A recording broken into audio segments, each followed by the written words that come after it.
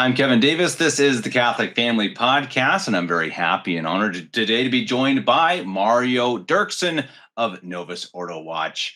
You guys all know him by now. He's a name that, of course, I don't really need to introduce, and so I won't. But we're going to talk a bit today about a video that came from Twitter, X, and from a guy named Anthony Abbate. Now, some of you might know him. He is part of a YouTube channel and promoting, different opinions about culture, Catholicism, etc. And he recently posted a short video about Sedevacantism. And well, Mario would like to comment on that and maybe a little bit of my own commentary as well. I also watched the video a few times now and found it interesting. And I'm glad that Mario approached me and wanted to discuss it, because it was something that, that we, of course, disagree with opinions. But he did it charitably, he did it calmly, and he wasn't throwing out, names and slurs and whatnot. And so we're going to attempt to do the same thing and try to answer some of his objections as we go. So without further ado, Mario, I don't know if you want to just kind of give us an introduction to the video, where it came about. All right. So Anthony Abbate sent this tweet on August 8th, which I think he was responding to one of his friends or associates. Scholastic Zoomer, I think, is the profile name on Twitter, and he had just become a Sedevacantist, he announced. And so Anthony shared a few thoughts of his own about Sedevacantism and why he doesn't think it's the right position and why he doesn't find it helpful. And so, like you said, he did so very charitably, and I thought it would be important to respond. Also, we're not going to be polemical about this. We're just going to stick to the facts and, see if we can help, bring some light into this whole situation we're all in. And, I like to remember that, or I like to think that if this were 1957 now, instead of 2025, look, we would all be sitting, so to speak, in the same pew at the same mass, using the same catechisms, believing the exact same thing, and there really wouldn't be any sort of theological differences between us, right? This situation and all these divisions as far as, recognize and resist, Sedevacantism, Novus Ordo, conservative Novus Ordo, that is, none of this will be an issue if it were 1957 now and Pius XII were still Pope. All of this was occasioned by the work of John the 23rd and Paul VI, with the Second Vatican Council and everything that happened after. And so I like to remember that, because we can talk about these things charitably and insightfully, and always just remember that, ultimately we're all trying to be Catholic, and we're all trying to figure out what the right position is in our times. And no matter how you look at it, nobody can dispute that this is a very difficult and unprecedented situation, I think. So with that, I think we can start. And Anthony, I hope you don't mind. What we'd like to do is play your entire 12-minute clip, and we'll just jump in on occasion and answer some things or comment on some of the things you said. We're not trying to steal your content or anything. We really just want to make sure we give the audience exactly what you said in full length and in context. So that's why we'd like to play the whole thing. Some quick thoughts on Sedevacantism. Rob and I did a show last night where we had two Zoomers on debating whether the church is on the rise or decline. So I didn't get a chance to discuss any of the things that I actually wanted to talk about on the show last night, but one of them was Sedevacantism a bit. Now, I've never done a deep dive into Sedevacantism. I don't know every single argument that they have for their position, but it's a little bit on my mind because one of my mutuals, Scholastic Zoomer, who is a good dude, and I really do like him, he announced this week that he has come to the conclusion that Sedevacantism, that's his position now. And there's something I've noticed about people who do come to that conclusion. And it's that after they reach it, their entire modus operandi becomes proving that the post-conciliar church is no longer the Catholic Church. So it's not like they come to this conclusion and they come to some deep mystical sense of holiness and they start practicing traditions that have been long lost since the council, and then that then leads them to holiness. Instead, it seems like they embark on this almost negative evangelization, like an anti-evangelization type of thing, where they then need to prove that the conclusion they came to is true, and every interaction they have with Catholics becomes this argument about how the Novus Ordo sect is no longer the Catholic Church. Stop there. Thank you very much. So let me say a few things. And I'm not trying to, reject any like every possible criticism or anything. Sure, it may very well be that some people are maybe, I don't know. It's not like I'm constantly reviewing all Sedevacantist tweets on Twitter or anything. But I think the big picture is quite simply that any convert will want to talk about what converted him, right? If he's going to talk about theology, of course, if he just found out why it is impossible that the Vatican II Church be the Catholic Church, if it's impossible that John the 23rd or at least Paul VI and his successors, impossible for them to have been popes, sure, he'll want to tell others about that and share that and try to get them to see the light, because that's a huge realization that solves a lot of problems. And yes, of course, also then it creates, so to speak, other problems. But the point being, it's not a side issue. Whether or not what we've seen roughly since Vatican II, whether or not that is Catholic and was approved and imposed by the Catholic hierarchy or not, that is a huge deal. And so even if you disagree with the Sedevacantist position, even if you don't hold that, still you would have to agree, I think, that whether or not a particular institution is the Roman Catholic Church, is operating with the authority of Christ, that is of great relevance. Okay, so that's all I'd like to say in response so far. You can go ahead and play the clip again, Kevin. Difficulties. And sorry to the editors, by the way. You guys are going to have a good time. All right, here's Anthony again.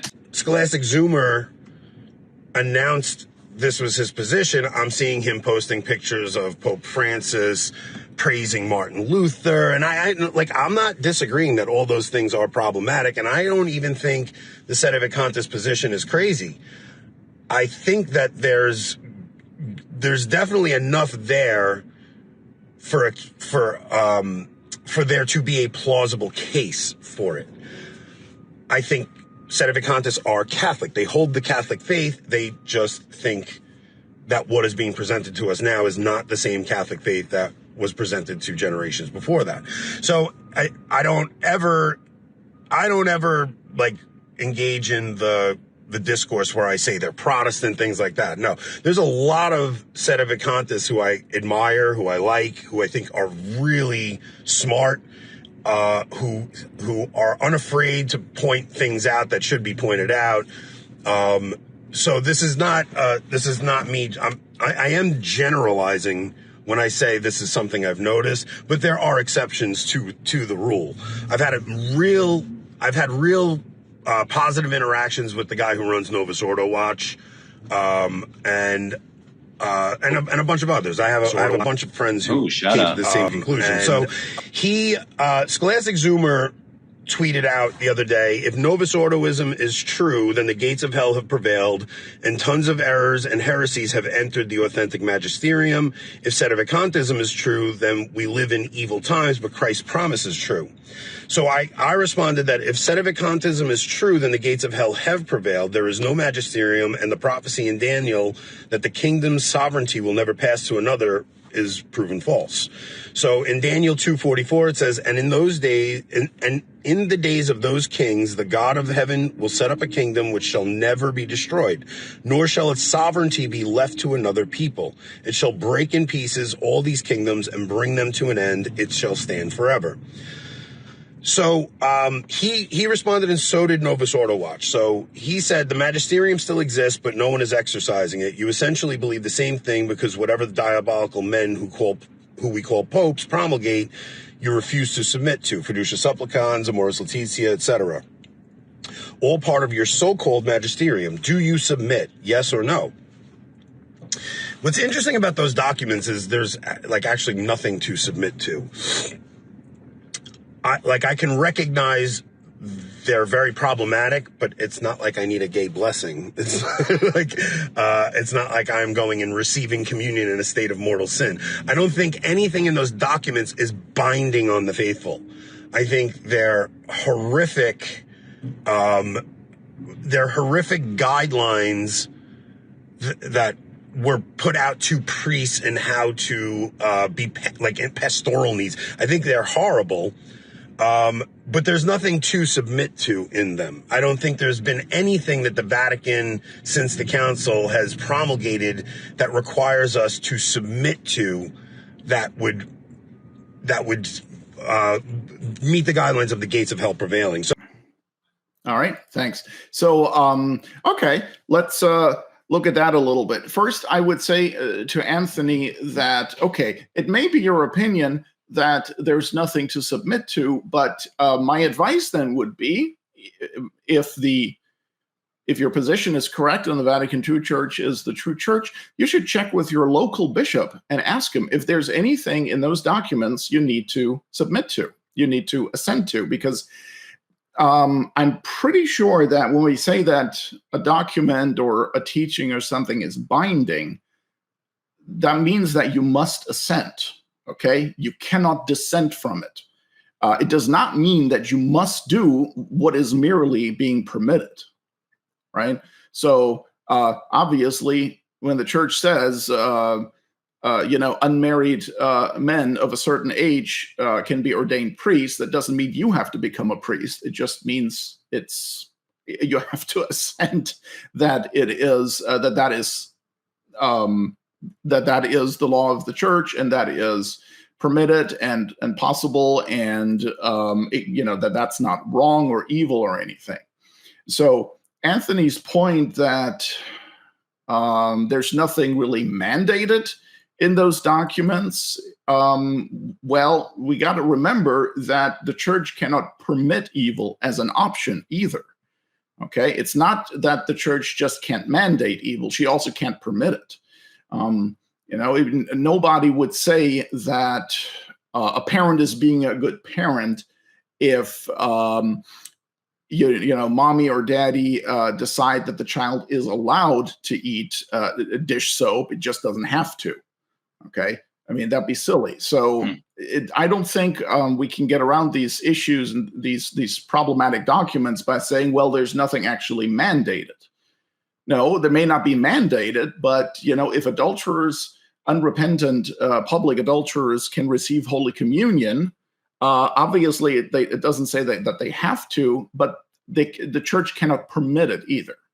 And I think it should be fairly easy to see why. Isn't that something, though, that doesn't that mean that they're teaching error to the universal church, isn't that impossible? I mean, it's something that I've been doing this series with Louis Verrecchio covering Vatican II and the actual documents of Vatican II. And it's just interesting when you actually compare what is said in those documents compared to what the church said before. Mm-hmm. And it just seems like, okay, well, how can the church possibly teach in Amoris Laetitia, or the Pope supposedly teach that now, sin's pretty much subjective. It doesn't, it kind of depends on the situation. I mean, it just seems like that's something you can't to me, again, I'm no expert, but can you just shrug that off and just be kind of like, yeah, it doesn't really affect me? Well, isn't it the church? I mean, isn't the church the bride of Christ? Shouldn't it be spotless? Not just like it's bad, but it doesn't affect me. Just like we couldn't say that, Christ permitted the pagans to remain pagan. He just didn't mandate it. That's silly, right? That wouldn't, we would obviously recognize right away, well, no, that's incompatible with Christ being the Savior, the Messiah, God incarnate. He couldn't possibly permit pagans to continue in their paganism as long as he doesn't mandate that we all become pagans. Now, there's 3 magisterial sources I'd like to quote. It's encyclicals from Popes Pius the 12th and Gregory the 16th, and also an apostolic constitution from Pope Pius the 6th. And they mention the infallibility of the church in her universal discipline. And this is something that very often gets misunderstood or isn't even known about, because usually when infallibility comes up, the only thing usually that is mentioned is dogmatic definitions and ex cathedra statements. And of course, those are infallible, but that's infallible teaching. The church is also infallible in her universal disciplinary laws, and that only makes sense. Now, the infallibility of the church's laws, universal laws, does not mean that these laws can never change. What it means is that they are always guaranteed to be safe to embrace, and they're always going to be in harmony with the faith. And this only makes sense because it would be no use having a church that is infallible in her teaching if at the same time she can mislead her flock in terms of governing. Right? Because the church doesn't only teach, she also governs. And so the faithful must also have the assurance that they cannot be misled by the church when she governs them through her laws. And so, Kevin, if you could put up the screenshot I sent you, and we can also put this, we can actually put the source documents for these things in the show notes. What we see here is, first, Pope Pius XII from the encyclical Mystici Corporis, number 66. Let me quote it. Certainly the loving mother, meaning the church, is spotless in the sacraments, by which she gives birth to and nourishes her children, in the faith, which she has always preserved inviolate, in her sacred laws imposed on all, in the evangelical counsels which she recommends, in those heavenly gifts and extraordinary graces through which, with inexhaustible fecundity, she generates hosts of martyrs, virgins, and confessors. The big takeaway here is that Pius XII teaches the church is spotless in her sacred laws that are imposed on all. And what this means is universal law pertains either to the Latin church or the Eastern churches, or both of them together. That doesn't matter. But it is not like a local law only for a particular diocese, or something that only pertains to a particular order, right? Like the Franciscans or the Dominicans or something. But it's laws imposed on everyone. So that's the teaching of Pope Pius XII. And you can find that also in the pre-Vatican II dogmatic theology books. Look for infallibility, the church's infallibility, and then specifically look for the secondary objects of infallibility, or it may be called the indirect objects of infallibility. And you'll find that it's the church's universal disciplinary law and other things as well, like canonization of saints, dogmatic facts, and so on. Then Pope Pius VI, Apostolic Constitution Auctorum Fidei, I believe that was 1786, or thereabouts. And he says this, quote, this is at the end of condemnation of an error. As if the church, which is ruled by the Spirit of God, could have established discipline, which is not only useless and burdensome for Christian liberty to endure, but which is even dangerous and harmful and leading to superstition and materialism. So he's teaching clearly that the church cannot, in her discipline, she cannot legislate some things that are useless and burdensome, and she cannot legislate anything that is dangerous or harmful. And can I ask a question real quick? I'm sure. sorry to interrupt, but Yeah. I'm just curious. So when you say this, do they have an argument when they're saying, is this not, is Amoris Laetitia, for example, is it not legislation? Is it not something that is infallible teaching? I mean, because I think this is, I hear this often, or I see it often, that's kind of the argument. Like, yeah, no, it was just Francis just kind of writing something, just now, don't worry about it. I mean, is there an argument there, or is this something that's like, I mean, this is a clearly coming from Rome, from the hierarchy of the church, from the Pope? Is that, do they have any legs to stand on with that argument? I'm not sure I understand. Amoris Laetitia came from Rome. Right. No, that's what I mean, though. So often, though, their argument is still like, I mean, is this enough? And they just kind of shrug their shoulders. They're kind of like, well, it's not official teaching because it's not ex cathedra, or it's, it's just kind of, it's just Francis being Francis. It just, they always just kind of make less of it than it actually. Well, is. He is certainly establishing law, or giving the doctrinal underpinnings of law. And it's part of his magisterium. It's been entered into the official acts of the Apostolic See. It can't. If it had come from a true pope, it could not possibly be evil. So, and whereas Amoris Laetitia clearly is evil. And so, no, that's not an argument. I mean, you really can't get out of that. Sure, people like Dr. Robert Fastigi have bent over backwards trying to reconcile, trying to spin this into something resembling orthodoxy, but ultimately it doesn't work. But you can see the very fact that he's trying so hard actually shows that he knows it is impossible for that to be wrong, for that to be either, heretical or dangerously erroneous in some other fashion, or blasphemous or sacrilegious, right? These things are impossible. And that's why someone like Robert Fastigi is trying so hard to make it, to square it with orthodoxy. But so Amoris Laetitia is actually one of the proofs that show that Francis cannot have been the Pope. Does that answer your question, or did I miss?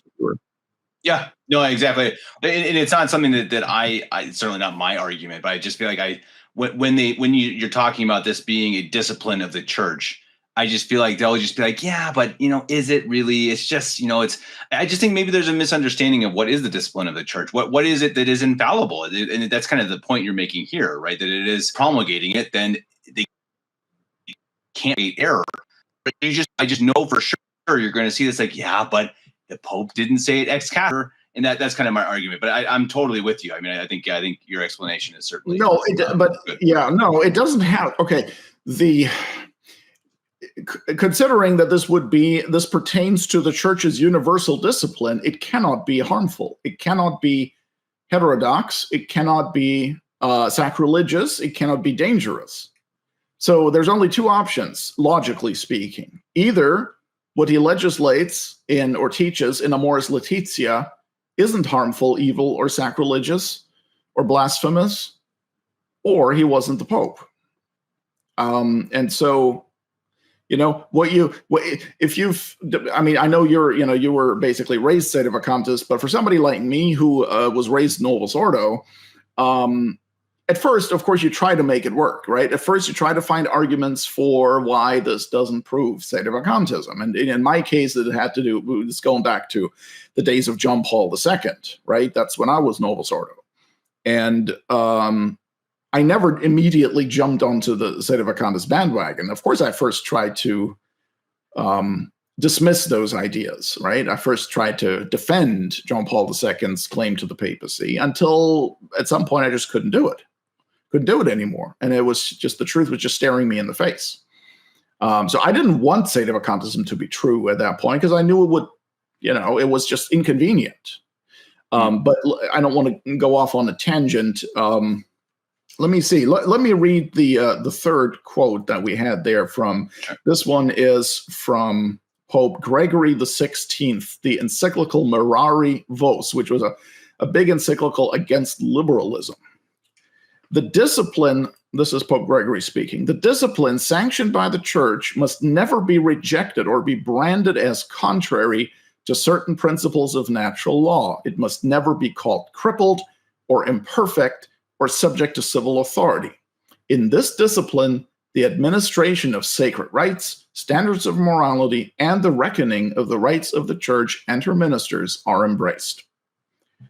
Okay, so there we have it once again. So it's not enough to say, well, this law doesn't oblige me to do anything. Like Anthony was saying that, well, he's not looking for, to have a gay union blessed. He's not looking for receiving Holy Communion while practicing adultery. So it doesn't really, there's nothing for him to submit to. But that's not the case. Like the Church can't permit these things either.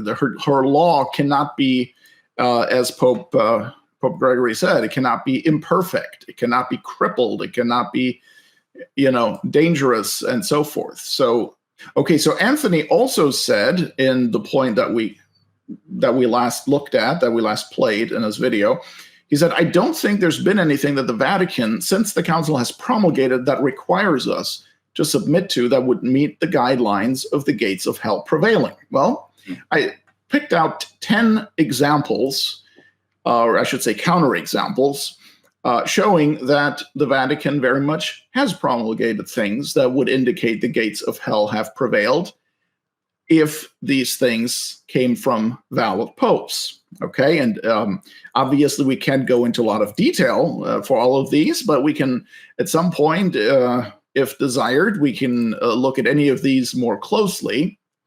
The first thing that always comes to my mind is the 1983 Code of Canon Law. And the first thing you want to know, okay, so the Code of Canon Law, that is like the ultimate in universal disciplinary law, right? That's the book of all the Church's laws for the Latin Rite. Okay, the Eastern churches have their own canon law, but same idea. And in the 1983 Code of Canon Law, which I might add, John Paul II promulgated with the full force of his authority. And you can find it. So there is a decree in which he promulgates that code, and he invokes the apostolic authority of Saints Peter and Paul, like the whole 9 yards, right? So he promulgates it solemnly. And if he had been the Pope, then it would be, the entire Code of Canon Law would be protected by infallibility. Again, not in the sense of saying that these laws could never be changed, but in the sense of saying that these laws cannot be in themselves harmful, dangerous, sacrilegious, heretical, etc. So Canon 844, Section 3 of the Novus Ordo Code of Canon Law of 1983 says the following. And maybe you can even put that up on the screen. Certainly, we can provide the sources for that in the show notes. Section 3 here, or Article 3, whatever it is the most egregious here, the most shocking example. Okay, it says, quote, Catholic ministers administer the sacraments of penance, Eucharist, and anointing of the sick licitly to members of the Eastern churches which do not have full communion with the Catholic Church, if they seek such on their own accord and are properly disposed. This is also valid for members of other churches which in the judgment of the Apostolic See are in the same condition in regard to the sacraments as these Eastern churches, unquote. That right there is another example, or is one example of an impossible canon. Okay, that right there is sacrilegious and inherently evil.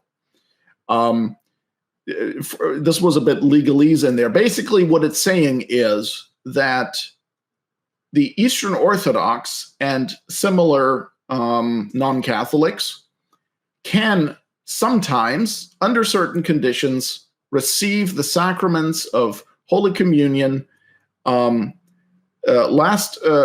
extreme unction, and penance without renouncing their adherence to Eastern Orthodoxy or whatever schismatic or heretical sect they may belong to.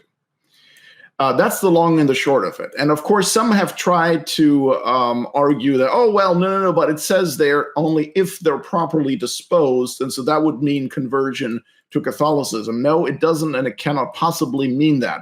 I can't go into all of that in detail now. I just want to mention it as one of the examples that answer Anthony's request for, or, where he said that he can't think of anything that the Vatican II Church has done that would mean the gates of hell have prevailed. If you look at the commentaries on canon law, they will very much admit that this is a change from the prior law where such things were strictly forbidden. And I want to also emphasize that we're not talking, as regards Canon 844, Section 3, we're not talking about danger of death.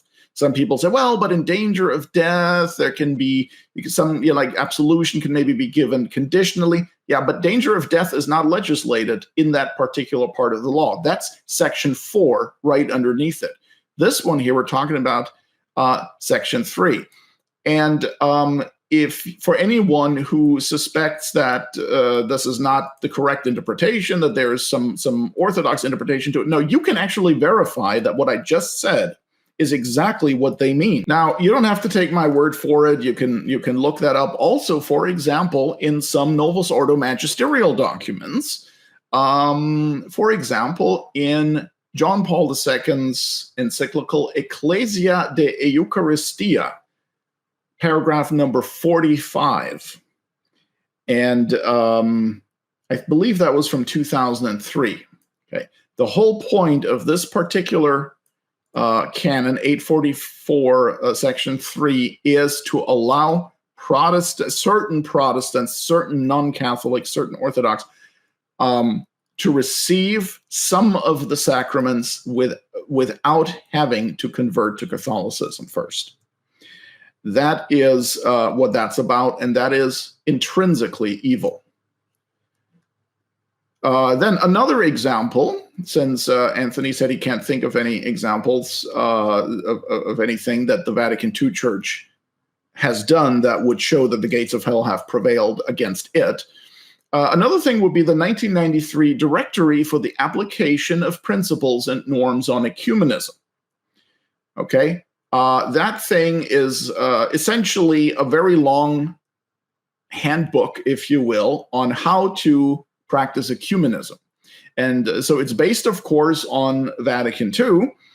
And, Vatican II remained more like theoretical and just touched on some things and got the ball rolling. But this directory is what's really implementing the council. It says, okay, here is what is and isn't permitted. And one of the things, and I'm afraid I don't think I have the exact reference handy right now, in that document, one of the things is that Catholics are permitted to share sanctuaries with non-Catholics, with Protestants and or Eastern Orthodox, okay? Meaning, that's not to say that they can just have joint masses or anything. I'm not saying that, but rather the what's permitted there is that a Protestant could be allowed to use a Catholic church, a Novus Ordo church, for Protestant worship. And not only that, but that even under certain conditions, the Catholics are even allowed to share their, essentially all the paraphernalia that the Protestants might need to worthily celebrate their service, okay? So a quick example would be to say, okay, well, the Lutherans, they want to have a communion service. They don't have a chalice available. Let's just give them the Catholic chalice, okay? Or we'll give them a ciborium here so they can have their invalid Eucharist in the Catholic ciborium. Worthily celebrate their heretical invalid Eucharistic service, or even if it's valid, like with the Orthodox, for example, using a Catholic chalice or a Catholic ciborium, okay? That is evil, okay? To use Catholic sacred vessels for a heretical or schismatic service. And here I actually just found the exact reference, and I'm going to quote it. So Nobody can say I'm making this up. This is, again, the 1993 directory for the application of principles and norms on ecumenism.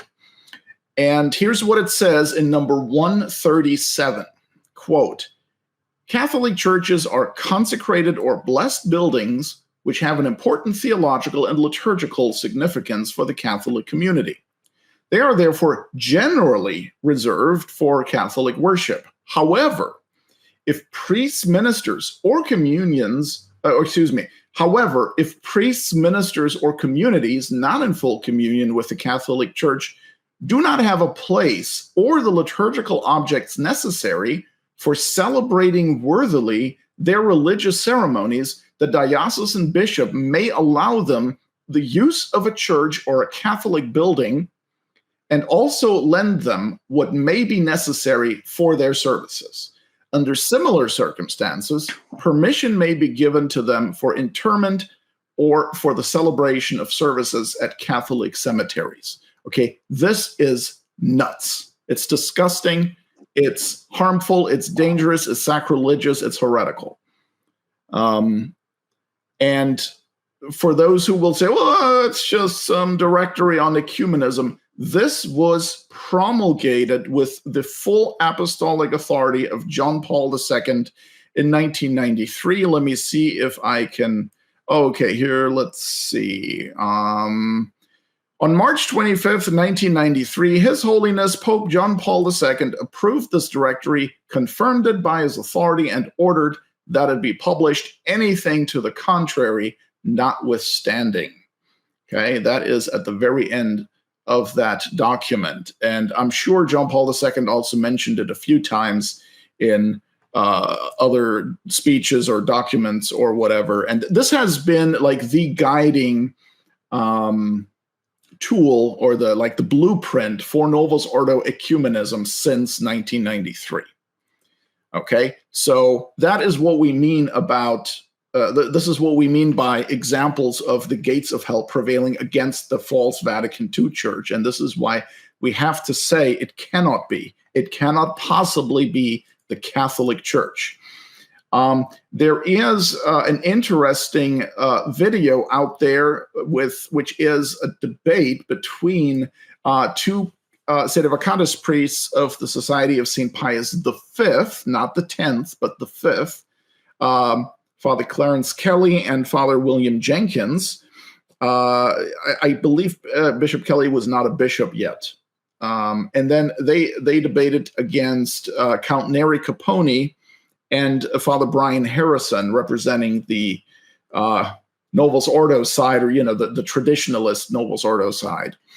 And we can make that available in the show notes. It's very interesting because it's a very insightful and highly recommended. I think it's over 2 hours long, so a lot gets a lot of light is shed on these issues with both sides responding to each other. I really liked it. I can't remember exactly what year it was. Sometime, I believe, in the 1990s.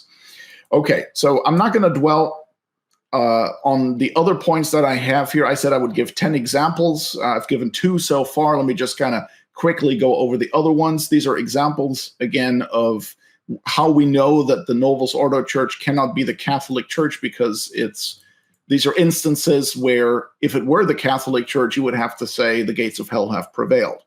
There is, of course, obviously, Francis' apostolic exhortation, Amoris Laetitia, chapter 8, especially footnote number 303, in which Francis says that God may actually desire, may actually will that certain people continue in adultery. So that's a blasphemy. Then there is the document on human fraternity signed at Abu Dhabi between Francis and some Muslim prelate of sorts.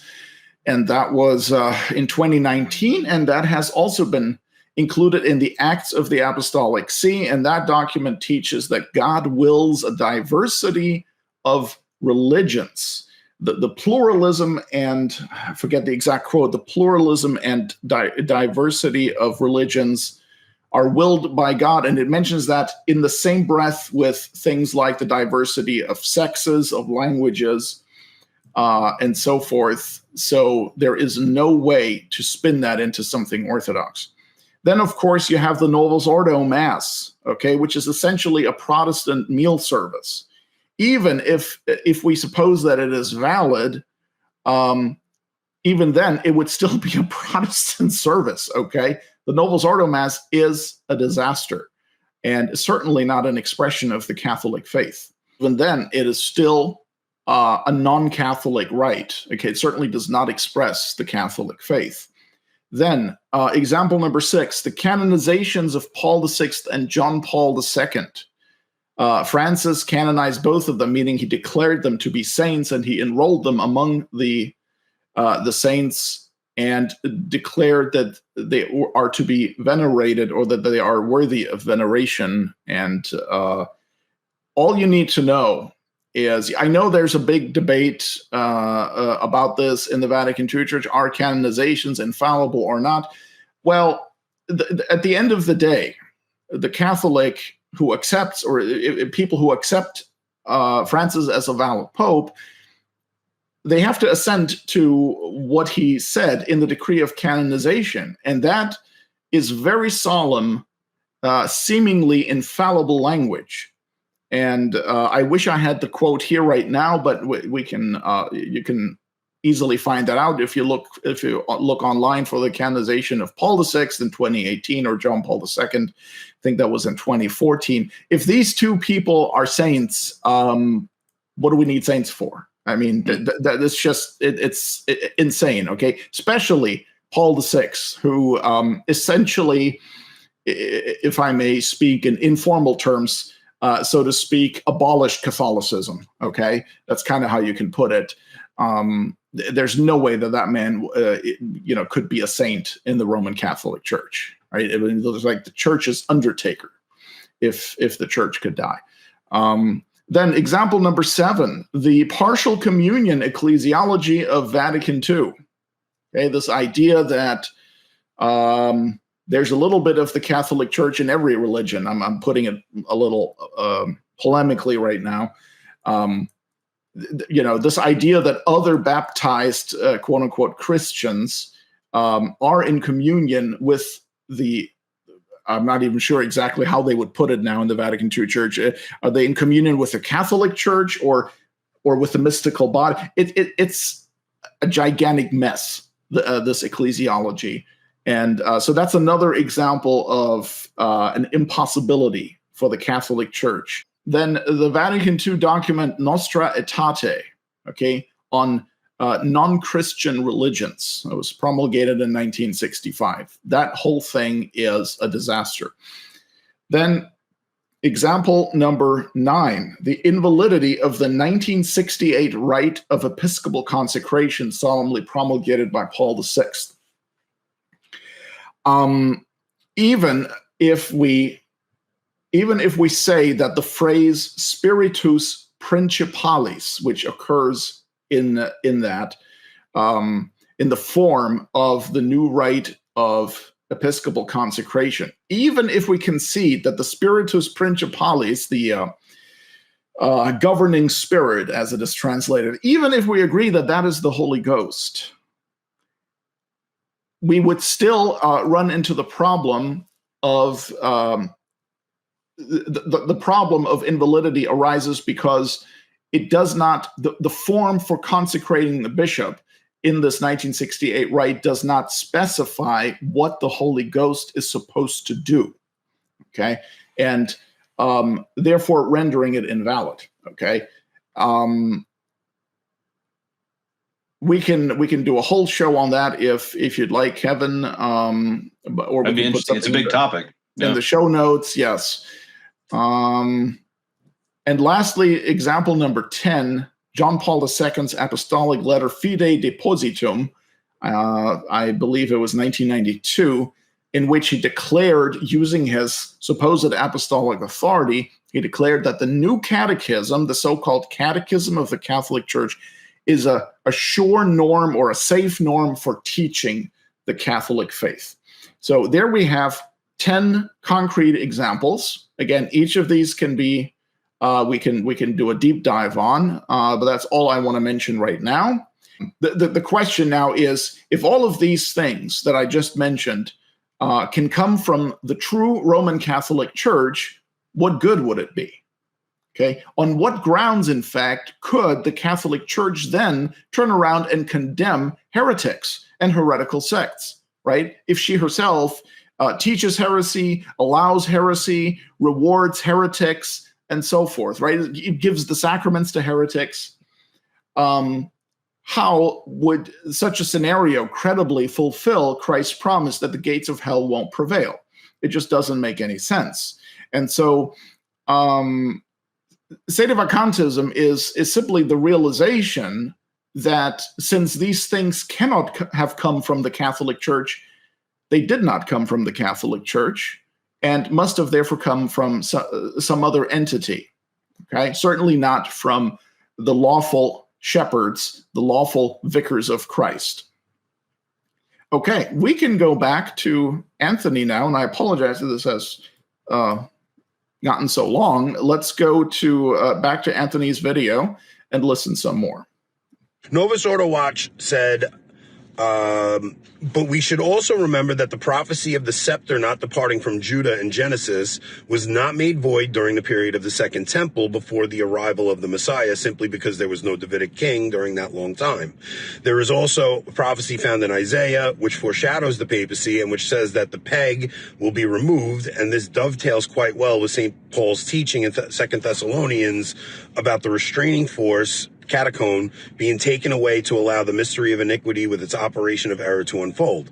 I would say that Sedevacantist position fits these prophecies quite well. By contrast, I don't see how a defected church with heretical and blasphemous magisterium would salvage anything. That's certainly not the kingdom of Christ. So, my issue with that is, if the Novus Ordo religion, that they call it, and if the post-conciliar church is no longer the Catholic Church, then the church's sovereignty has passed to another people. My position on this is basically that there's nothing that can be accomplished by becoming a Sedevacantist, except there could be spiritual harm involved. I think it's very important that we all remain in communion with the church, even though the church seems kind of hectic right now. Thank you. I'll just make some quick observations here. First, I would say that what Anthony just said there confirms the importance of knowing whether the Vatican II Church is the Catholic Church or not, right? Because he says it's very important that we all remain in communion with the church. Well, precisely, but what church, right? And so regarding his argument about sovereignty, let me just punt on that and say, well, if his argument about sovereignty proves the Vatican II Church to be the true Catholic Church, well, then there can be no problem with the conciliar and post-conciliar magisterium.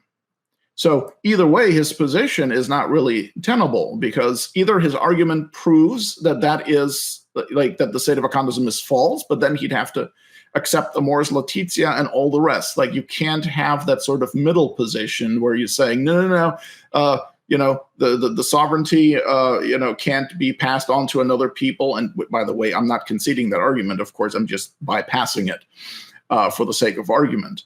Then there cannot be this problem that we're evidently having, right, with the clear defection of the Vatican II or the Novus Ordo magisterium. So that would be my comments on that. You can go ahead and play the video again, please. We're at a place right now where things are so bad, and I do think Sedevacantists diagnose the problem correctly.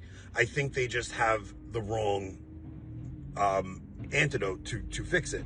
I don't think anything gets accomplished by going, okay, this is a false religion and this is a fake sect and let's just go off and do our own thing. I think the only way to accomplish anything is if we are all in communion together. And I'm not even a recognize and resist guy. I'm not saying recognize Leo and resist him. I'm at a point where I just say things are so bad. will take divine intervention to fix. There's nothing any of us are going to do. The hierarchy is so corrupt at this point that there's nothing leaving that hierarchy is going to do for my soul, and there's nothing I can do. There's nothing I'll accomplish by becoming a Sedevacantist. Thanks. So a couple of, or rather a few things on that. First of all, I would say Anthony's comments here are confusing. I mean, he just said that Sedevacantism is the wrong antidote, and then he says that he has no antidote and can't fix it. Okay, so I'm not sure, how that is, how he can reject Sedevacantism on the grounds that it's not an antidote if he doesn't have one either. I think it's important to remember that Sedevacantism is not so much an antidote as it is a diagnosis. Staying in a religion that we know to be false is not an option. Okay, and I think that should be obvious, right? So the Novus Ordo religion, yes, it is its own religion. You can't be Catholic and adhere to that objectively, right? And the way Anthony speaks, I guess he can only talk like that because he doesn't submit to his own hierarchy anyway, right? Because he's essentially saying he's tuning it all out and doing his own thing, ironically, right? But he's saying we shouldn't do our own thing, and then he in the same breath essentially makes clear that, well, it's all so corrupt, it's all so bad, I'm just gonna do my own thing. He didn't use those exact words, but that's what he's communicating, right? And regarding his comment that there's nothing to be accomplished by becoming a Sedevacantist except people will no longer take you seriously, I would be very careful with not embracing a position because of being afraid of not being taken seriously, because in a way that's why a lot of people abandon our Lord when he taught them about the real presence and the Holy Eucharist, right? After the multiplication of the loaves, when our Lord said, my body is food indeed, or my flesh is food indeed, and my blood is drink indeed, right? And unless you eat me, you will not have life, and so forth in John chapter 6. A lot of people abandoned him, it says. And I guess you could say because they were afraid that this cannot be, they said this cannot be taken seriously, and perhaps they themselves were thinking, well, if I start, adhering to that, who's going to take me seriously? So I would just be, this is not a good argument. You're afraid of not being taken seriously. And my final comment on that point is it's all or nothing, right? You're going to have to be either full-blown Novus Ordo with Amoris Laetitia and Fiducia Supplicans and the whole 9 yards, or a Sedevacantist. Okay, let's go ahead and play some more of the clip. It's not absurd, but you're leaving the fight, in my opinion. You're basically saying with your mouth that, oh, you think this is a false religion. But if you really did think that, you wouldn't be so caught up in every little thing that's happening in Rome. That's why during the Francis papacy, you guys reported on every little thing, because you still do know deep in your heart that the Bishop of Rome is the most important person in the world. So I don't know. I don't even know where I'm going to end this video other than, I'm open to having conversations with Sedevacantists. I don't say they're not Catholic. I do think they're Catholic. I think that their position is something they came to through, vigorous study or however they came to it. All right. Thank you. So first I'd say, Anthony, invitation accepted. We can talk anytime. But let me just say, no, why did we report? I mean, Novus Ordo Watch did report on every little thing that was happening in Rome. It's not because we're somehow saying, oh, wow, maybe deep down in our hearts we know that, there is a pope there or something. No, it's simply because the mission of Novus Ordo Watch is precisely to watch the Novus Ordo religion and to document and demonstrate and prove that the religion that is being promulgated there in the Vatican these days is essentially substantially different from the Roman Catholic Church and the Roman Catholic faith of Pope Pius XII and his predecessors. That's why it has nothing to do with some subconscious acknowledgement of the false popes or anything like that. Okay, please go ahead. My biggest issue with it is this negative evangelization that comes along with it. It's the trying to convince every other Catholic that they're in a false religion at that point. I don't understand how, as a Sedevacantist, you evangelize and bring people to the light of truth, where I still see that despite all the issues that we take with the hierarchy, the only place to bring people to Jesus Christ and his church is through that church. Like, I don't know, like the Sedevacantists aren't out preaching the gospel. They're preaching the Novus Ordo church is a false church. That's not evangelizing. Commenting purely, okay, at least it seems like purely on. Good, yeah, I think he's commenting on Twitter Catholics, right? I mean, he's commenting on what he sees on X. He's commenting perhaps on your Twitter account, which is, as you said, pointing out the Novus Ordo, absurdities. And I think this is obviously a guy who's never met a samurai priest or another priest of the good Sedevacantist priests or clergy or the nuns, etc., who their entire vocation is spent on just the salvation of souls. And I'm sure many people, anyone who has met these clergy and these religious, they would know that that's simply not the case. And it's not, I'm not going to say it's a silly thing to say, because I think he is just, his experience with Sedevacantists is on the internet. And I think you and I talked a little bit before the show that I think there are things that Sedevacantists should probably fix on the internet, myself included, not being so combative, not being sometimes uncharitable, etc. And but I just want to say that, I think from my opinion, I have a brother who's a priest. I have two sisters who are nuns. What he's saying is simply not true. There is absolutely evangelization going on. Look at the schools that are spreading out across the U.S. especially. And I'd be happy also, as you say, I'd be happy to talk with him about that and share more information if he's willing to see it. Yeah. So the first thing I'd like to point out here is that Anthony is again showing how important it is to know if the Vatican II Church is Catholic or not, right? So in a way, he's kind of answered that his own question. As far as evangelization goes, I think it is, of course, when you evangelize people, you're of course going to go to the lowest hanging fruit first, right, so to speak. And that is the Novus Ordos, simply because they already understand the importance of Catholicism. They already believe that Catholicism is the true religion. So maybe that explains why, you're going to first reach out to the people that are closest to you, right? Or that you share the most in common with. And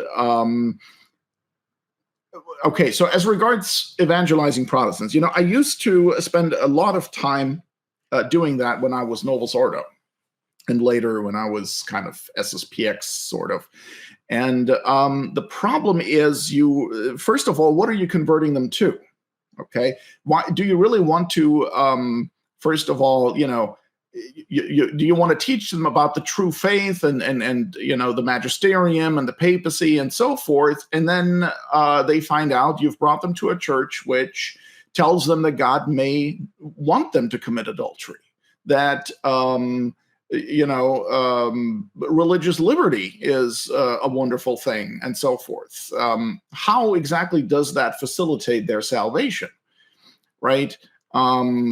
Bringing Protestants and Jews and Muslims and atheists, agnostics, pagans, bringing them into Catholicism is very difficult in our time, but not because of Sedevacantism. It's just the situation that we find ourselves in today. So that's not a Sedevacantist problem per se, or nor does it show in any way that Sedevacantism is false or misguided or anything. Inevitably, you're going to run, and any convert you make, he's going to run into the problem of the Vatican II Church. Okay, And it takes, yes, there are still Protestants who become Catholic, and yes, by that I mean Sedevacantist. It does happen, but of course, it's not so easy to help a Protestant understand that, because you're running the danger of scandalizing him when you have to explain to him what situation we're in today. So it was a lot easier to bring non-Catholics into the Catholic Church in 1957 than it is today. But no matter what you do, sure, maybe for a conservative Novus Ordo, or for a Novus Ordo believer who accepts everything that Francis has taught and that, the Vatican II Church is doing, for them it might not be that difficult to make a Protestant convert, but then usually those are also the people who don't believe. What's the alternative anyway, right? Are we going to convert people to the Vatican II Church and then tell them to ignore the last 60 years and, just have them focus on Stations of the Cross or something? I mean, you can't get around this problem. So no matter, evangelization is not as easy as it used to be.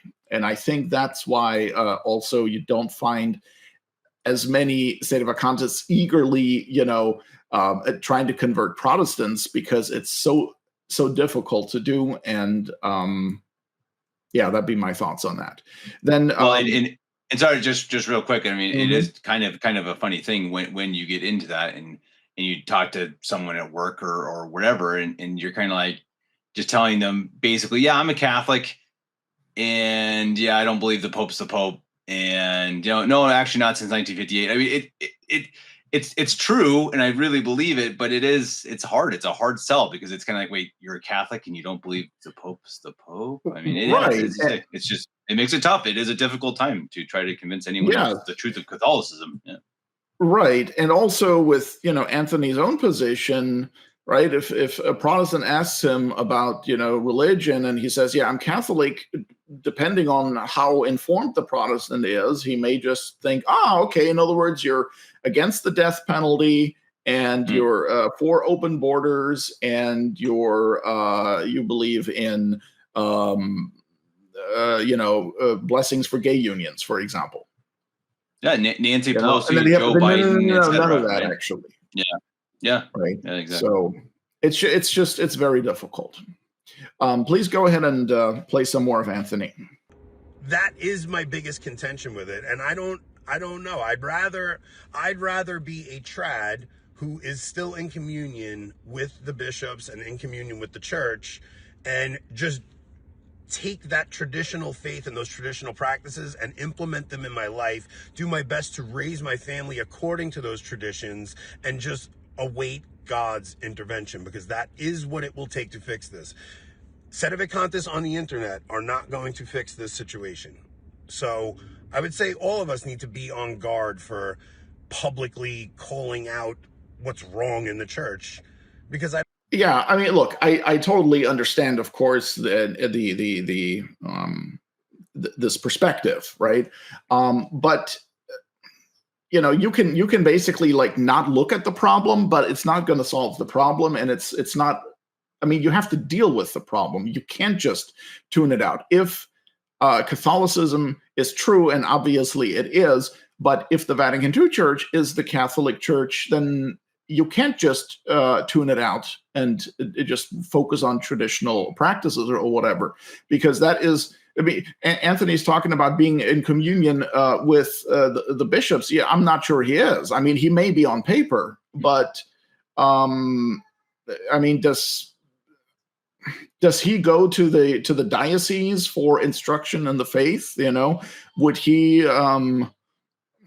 comply with the bishop? Like, for example, does he use if the diocese has its own catechism, or does he use the catechism that is recommended by his local bishop? Probably not, right? And so it all goes back to the issue: is the Vatican II Church the Catholic Church? Can we find Catholicism in that church? Is that the same religion as the religion of Pope Pius XII? And so, part of practicing the true faith is submitting to the Pope. And if you think Leo the 14th is the Pope, but then tune him out, you're not really practicing the Catholic faith. Of course, it's not like you have to be totally plugged into everything that is going on, but you must at least assent to his teachings. At least, even if you don't know them, you must at least be willing to submit to his teachings, and Francis's teachings and Paul VI's teachings and so forth. The problem will not go away just by saying that I'm going to focus on traditional practices. What you're doing is you're basically just deciding not to look at it.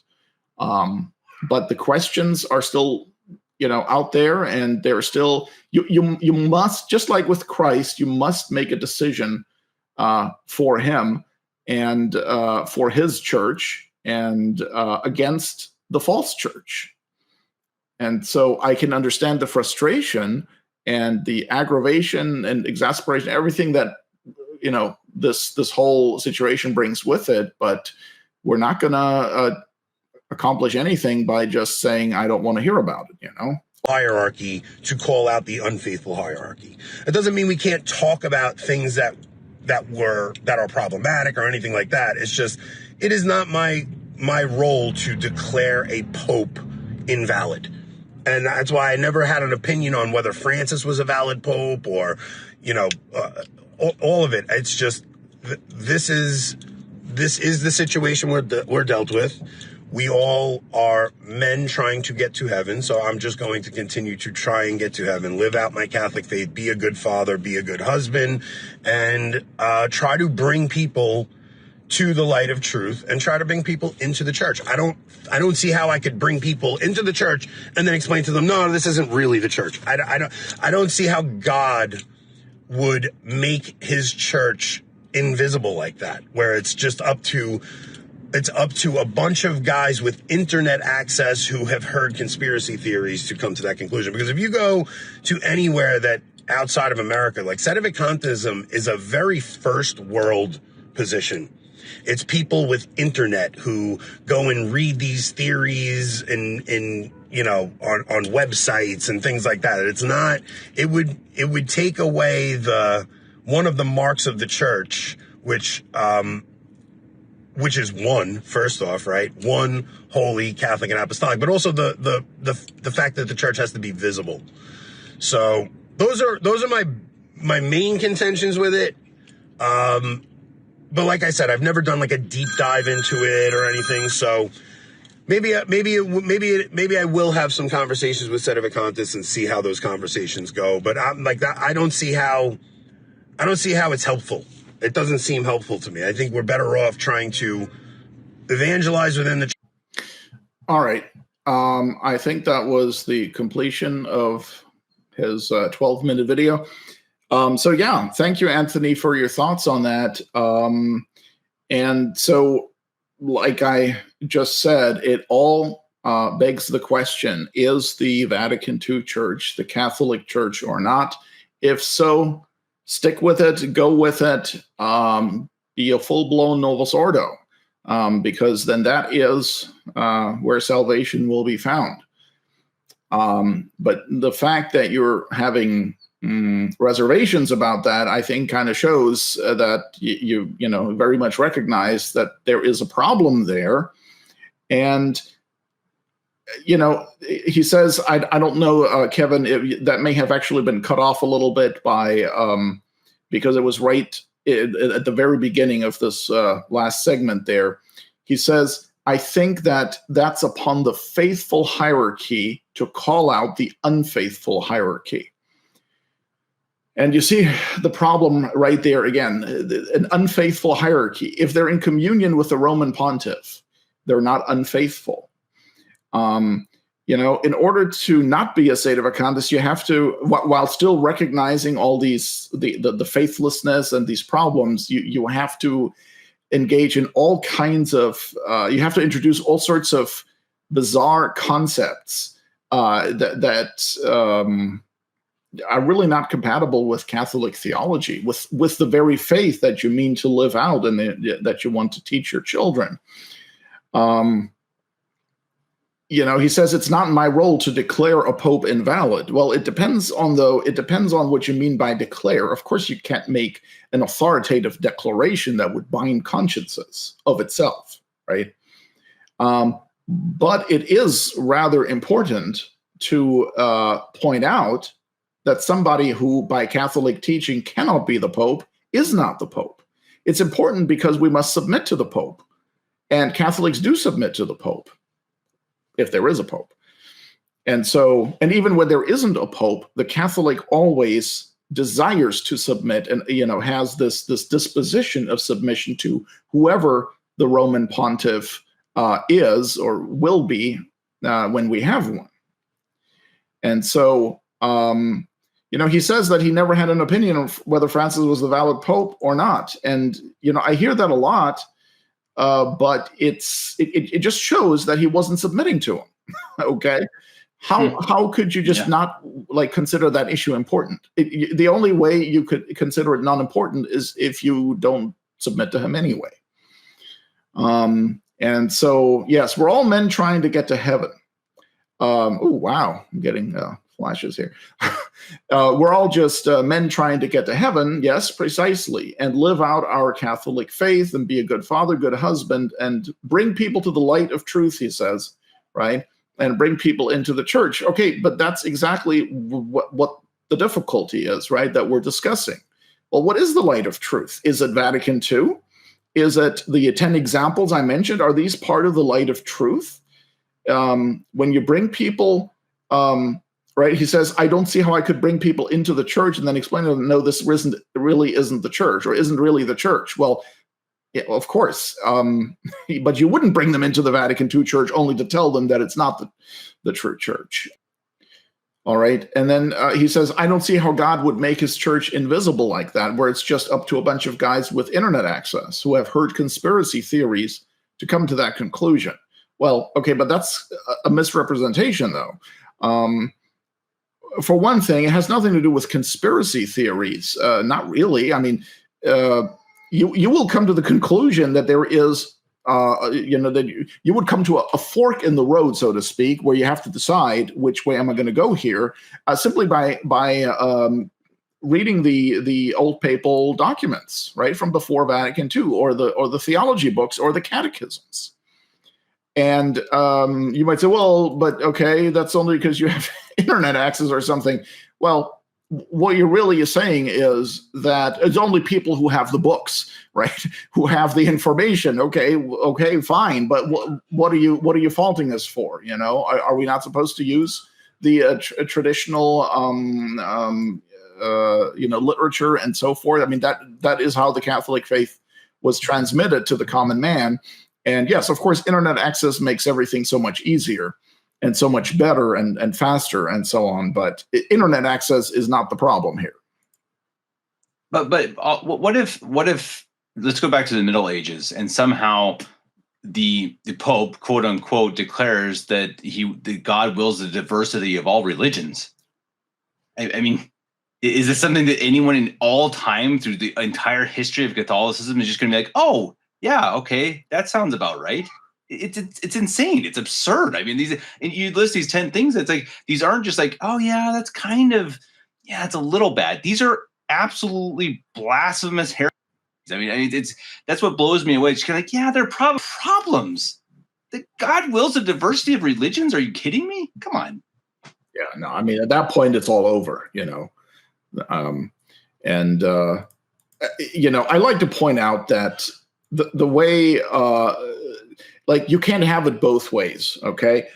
You can't say on the one hand, well, God wants a diversity of religions and Protestants are Christians in communion with the mystical body or whatever, are part of the mystical body, members of the mystical body, but then, being a Sedevacantist is bad. Like, you can't be a Sedevacantist. And I know that's not Anthony's position. In a Protestant. Yeah, exactly. What's that? Right. Yeah, so I'm mentioning that because I want to point out, there's basically nothing you could, there's no danger in becoming a Sedevacantist, right? As long as you stick to the actual faith from before Vatican II, right? Because what's the worst thing that could happen? Well, the worst thing that could happen is that the Vatican II religion is true, and then you're good anyway, because you're baptized, you're professing the faith, and God wills a diversity of religions anyway, right? So, I mean, you really can't go wrong being a Sedevacantist. Although, of course, it is rather, it is, you know, depending on where you live and stuff, that can be a great hardship. However, you know, we have to see this within the context of divine providence. You know, God gives us crosses, but he also gives the grace to deal with those crosses. But I just want to acknowledge that, yes, being a Sedevacantist can come with a lot of hardship. And so I'm not trying to, you know, like sit in an ivory tower here and just, you know, somehow look down on people who, you know, live out in the boonies where, you know, or just in parts of the world where there is nothing, you know, they have no real community with other Catholics and so forth. I realize it can be very difficult. And, you know, let's talk briefly here about the invisible church or whatever. You know, there is, yes, the Catholic Church, first of all, the Catholic Church is visible, and we must profess that. And we must profess it in the way it is taught in the dogmatic theology manuals, in the Church's magisterium, and so forth. We're not trying to change anything there. But, you know, visibility, or I think more properly, I think what he's really talking about is apostolicity. A lot of people think that as long as you have that external structure right, then that's takes care of apostolicity and visibility and all that, but that's not the case. If the Novus Ordo Church is not preaching the apostolic doctrine, then it does not have apostolicity, right? There is a mystery here about how exactly all of this works, okay? But where there are going to be questions where we're just going to have to say, at least for the time being, I can't figure it out. I don't know the answer. Okay, we don't have all the answers neatly packaged and you know, easily explained and so forth. There are some things that are very, very puzzling, and where in my opinion, no completely satisfactory answers have been given yet. But mystery is compatible with Catholicism, with faith, and so forth. Contradiction is not. So we want to be careful to, yes, leave room for mystery, but don't affirm contradictory ideas and then say, well, I'm just trying to be Catholic. Well, we're all trying to be Catholics. But contradiction is not going to help with that. So let's see, by the way, regarding conspiracy theories. Okay, now let me say something about conspiracy theories. You know, until, before Vatican II, I think starting from roughly the 1700s, the popes would preach against plots against the church that were being developed by, I think they were usually denounced as clandestine sects, or I'm trying to think of the actual term. What's that? Secret societies? Secret societies, thank you, yes. Which, of course, were usually Masonic in origin or in spirit. And back in those days, you know, they were secret societies because they had to operate in secret, because in order for them to be able to operate.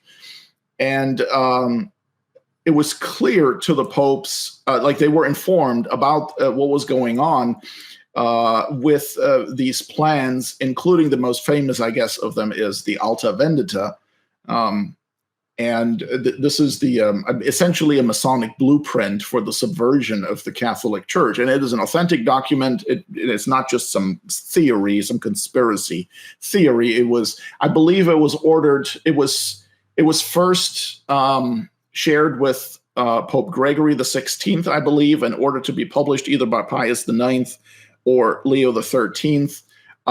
And I don't mean to, get into this in any detail or anything, but I just want to point out that for centuries, it was the popes who warned of conspiracies against the Catholic Church, plots to subvert the church, to destroy the church, and especially to bring down the papacy. Okay, because that was always the greatest menace to the Freemasons is really the papacy. Okay, that is the object of that they want to see destroyed. Okay, and well, you look at after the death of Pope Pius XII, all of a sudden all these warnings ceased completely, and John the 23rd was I think it was he who reportedly said that the church has no enemies. Okay, I mean, what a dumb thing to say. Okay, what an incredibly stupid thing to say. Of course, the church has enemies. Okay, the entire world, in the sense, is the church's enemy because she is because the world is the enemy of Christ. Okay, just like Christ had enemies, so the church has enemies, and it would be very, very concerning if the church didn't have enemies, if you know what I mean. Let's see. So did we cover everything?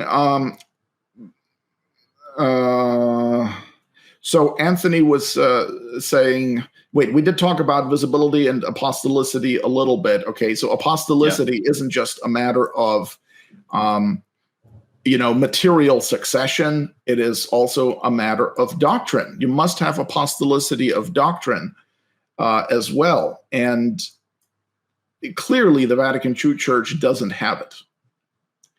So Anthony closes with, he doesn't see how Sedevacantism is helpful. So let me just summarize. Sedevacantism is helpful because it makes possible professing and adhering to the true Catholic faith without affirming contradictions. All right. So yes, we do have mystery. We have some unanswered questions and difficulties like that.